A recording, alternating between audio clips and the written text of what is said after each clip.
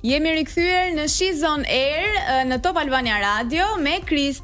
Jemi rikthyer. Kristi me Kristi. Po, se sa do ta thoja që kemi emrin e ngjashëm, pavarësisht se unë kam Kristina se kam gjatë, mua Kristi më thrasin të gjithë, kështu që. Shumë bukur. Emri i bukur është. Tani do të pyes për Big Brotherin, me që e lam tek Big Brotheri, si një ish finalist i Big Brother VIP. Për kë bëje tifo këtë edicion? Dhe si të duk fitoria gjestit?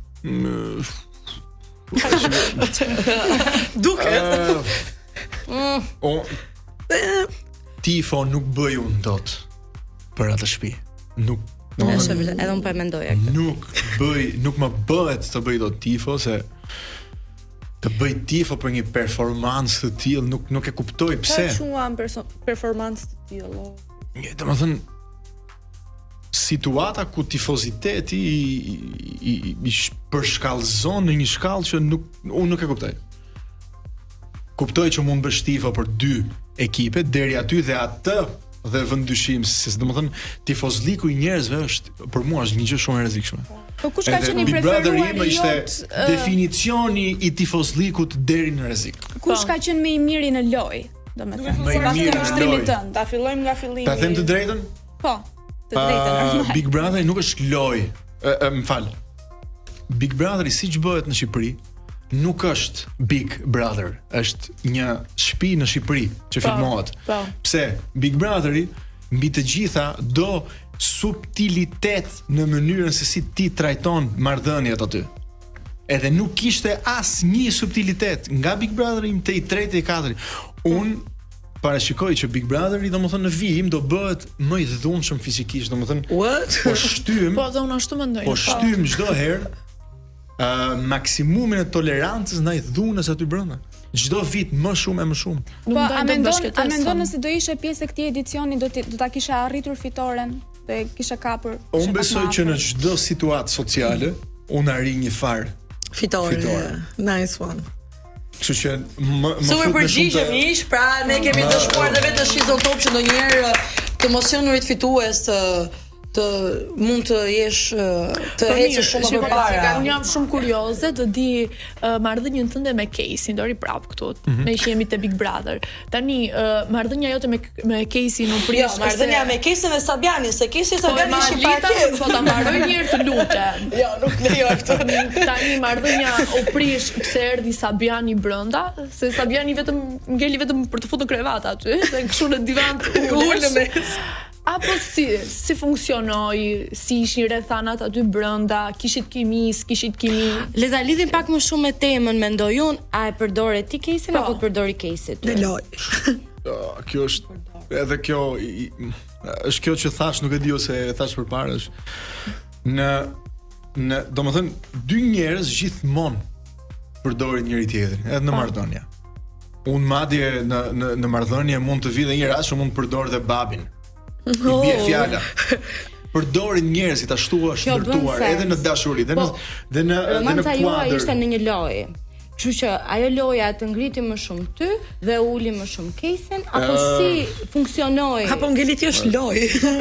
Ajo do u bë akoma më interesante me Sabianin në mes. Tani interesante u bëndosha për njerëzit. Për mua nuk ishte shumë interesante ajo situatë. Edhe pse përfundoi edhe pse e trajtova shumë mirë, besoj unë. Domethënë e balancova shumë mirë. Ishte për herë kështu, por erdhi Sabiani. Ajo përfundoi shumë mirë si situatë për mua, për të tjerët, pastaj unë nuk e di si e përjetuan palët e tjera atë gjë. Ndoshta kanë përjetuar keq shumë mirë, nuk e di. Okej. Ndërkohë ne më përpara është diskutuar shumë edhe marrëdhënia që ti ke pasur me Dea Michel. Marrëdhënie e cila njerëzit kanë aluduar se mund të ishte edhe më shumë se thjesht miqësi, dhe sot unë doja të dija se çfarë emri do t'i vihet ti marrëdhënies tënde me Dean. Unë Dean kam në fakt që nuk e kam takuar.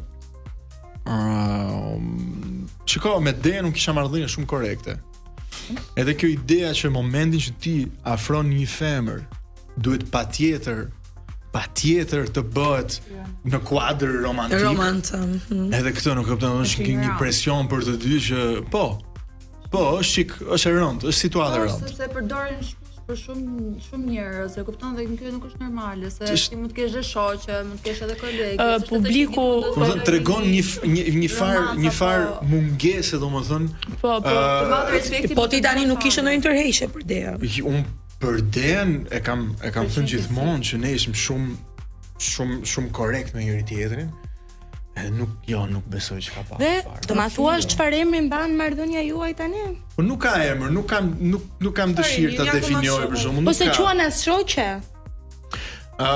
Shoqe po të takoj Den, normalisht që do flasim, do kënaqemi. Kemi një farë respekt. Kemi ndarë një eksperiencë shumë të fortë. Po. Do s'do. Po, pastaj çdo njeri vazhdon rrugën e vet, nuk ka të thotë kjo. Ose rrugën bashk. Po, ai nuk është ky rasti. Po, nuk është ky rasti sepse Kristi është I lidhur. Po, në ata është kjo intervistë. Edhe Dea është I lidhur. Kristi, po në qoftë se ti do të ishe pjesë e këtij Big Brotherit të fundit, a mendon se do ta fitoje përballë Gjestit? Po, shumë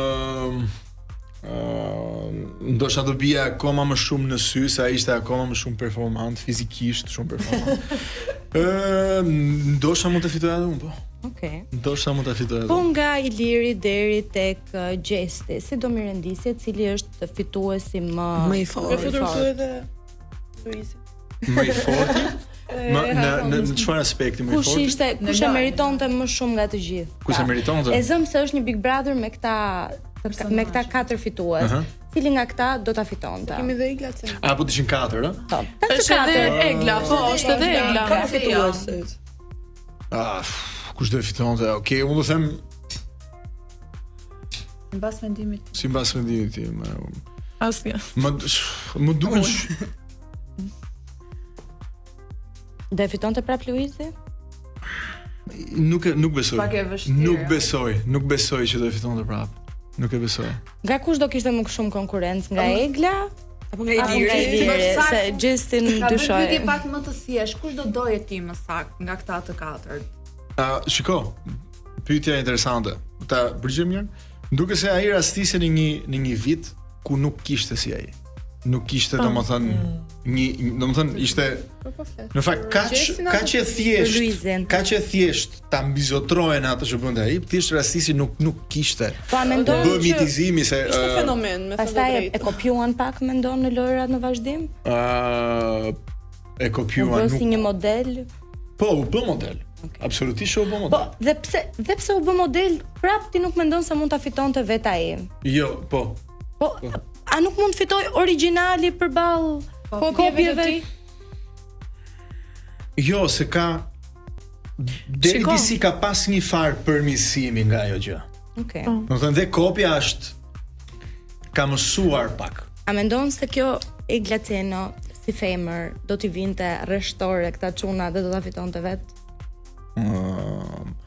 Egla duhet kishte nga çfarë mbaj mend unë, duhet kishte një psikoterapeut brenda, edhe ai duhet nxjerrte nga loja shumë shpejt. Okej. Dhe pastaj përgjigje do kalojë. Në një këngë. Në atë situatë, një tip psikoterapist mund ta nxjerrte shumë shpejt nga loja atë. Ç'a këngë do të Krisi të përshëndesur me një këngë? Dhe Eglën bashk. Krisin, vetëm Krisin dua të përshëndes. Unë dua zgjidh një këngë? Po. Ma dedikon mua. Një këngë që ma dedikon mua. Jo, më pse ty, të dashurë. Po çka keni ju me? Dua unë po dedikoj mua. Çfarë problemi ka? Me Dea, më duket se në këtë rast nuk po flirton Krisi, po flirton ti tash. Krisi, titullin e këngës? Titullin e këngës. Po. Sa e vështirë. Sa e vështirë.